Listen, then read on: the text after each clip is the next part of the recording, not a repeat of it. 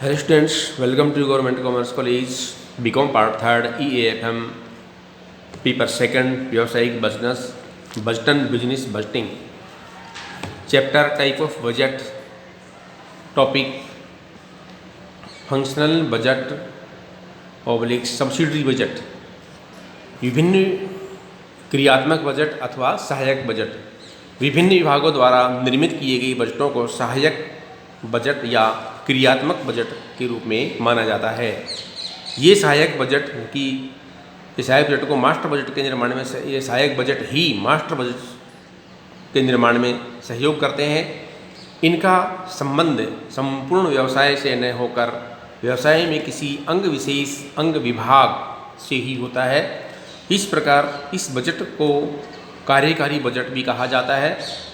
जो Keller and Ferreira ने कार्यकारी बजट एक कंपनी की किसी बजट अवधि की क्रियाओं की समन्वित योजना है के रूप में बताया है।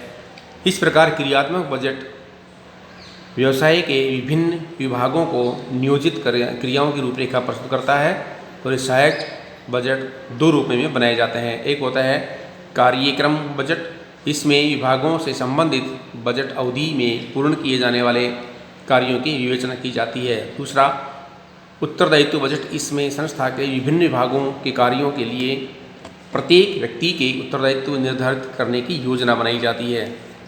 उसके बाद दूसरा आता है हमारा विक्रय बजट, सेल्स बजट। भावी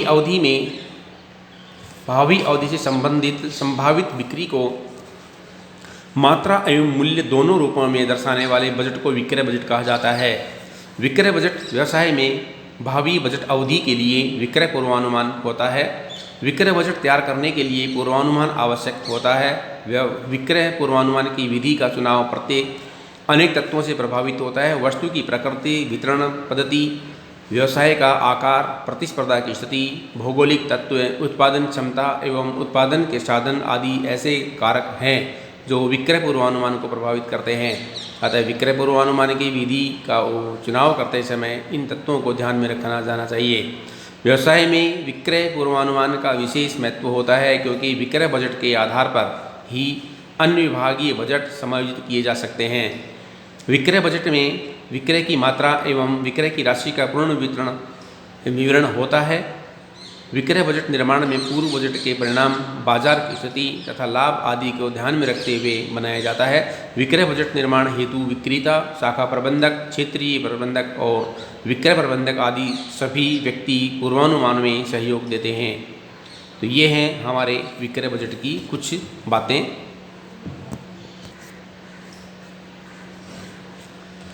इसके बाद आता है नंबर 3 उत्पादन बजट, प्रोडक्शन बजट।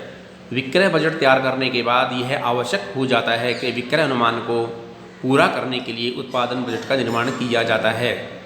उत्पादन बजट विक्रय की मात्रा पर ही आधारित होता है क्योंकि उत्पादन बजट विक्रय बजट की आवश्यकताओं को ध्यान में रखकर बनाया जाता है। उत्पादन बजट द्वारा यह सुनिश्चित किया जाता है कि कब और कितना विक्रय किया जाना है ताकि उसी के क्रम में कच्चे माल या सामग्री का बजट भी तैयार किया जाता है। उत्पादन बजट का मुख्य उद्देश्य न्यूनतम लागत पर व्यवसाय में बिक्री की मांग के अनुसार उत्पादन करना होता है और यदि किन्हीं अपरिहार्य कारणों से संभव नहीं हो पाता है तो बजट में आंशिक संशोधन भी किया जा सकता है। विक्रय उद्देश्य किसके क्या होते हैं? उद्देश्य ये है कि विक्रय बजट के अनुसार उत्पादन करना, उत्पादन लागत में कमी करना, उत्पादन क्षमता कुशलतम प्रयोग संभव बनाना, वित्तीय बजट बनाने में सहायता करना, सामग्री एवं बजट बनाने के लिए सहायता करना, संयंत्र क्षमता उपयोग बजट में सहायता करना, समय पर ग्राहकों की मांग को पूरा करना। तो ये थी हमारी विक्रय उत्पादन बजट बनाने के लिए उपादेयता। अब आता है हमारे पास में लागत बजट, कॉस्ट बजट। उत्पादन बजट के निर्माण के पश्चात उस पर आने वाली संभावित कुल लागत ज्ञात करने के लिए लागत बजट का निर्माण करना आवश्यक होता है ताकि पहले से ही वित्तीय बजट व्यवस्था की की व्यवस्था की जा सके। उत्पादन बजट में तो केवल उत्पादित की जाने वाली वस्तु की भौतिक इकाइयों का ही बजटन तैयार किया जाता है ताकि विक्रय बजट की पूर्ति की जा सके, किंतु लागत बजट में उत्पादन बजट को वित्तीय रूप में तैयार किया जाता है। इसमें उन सभी लागतों को सम्मिलित किया जाता है जो कि उत्पादन से लेकर विक्रय प्रक्रिया तक करनी होती है। सभी के योग को कुल लागत कहा जाता है।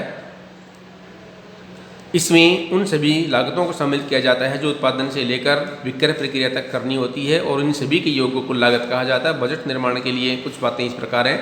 उत्पादन बजट प्रत्यक्ष सामग्री, प्रत्यक्ष श्रम और प्रत्यक्ष व्यय बजट उत्पादन, कारखाना, ऊपरी व्यय आदि, संयंत्र, प्लांट आदि को सम्मिलित किया जाता है। इसके अंदर प्रशासनिक लागत बजट, विक्रय एवं वितरण लागत बजट और शोध एवं विकास बजट भी सम्मिलित किए जाते हैं। तो ये हमारे हैं बजटों के प्रकार। उत्पादन लागत बजट है, विक्रय बजट है, उत्पादन बजट है। तो इनको इस प्रकार से तैयार किया जाता है। धन्यवाद।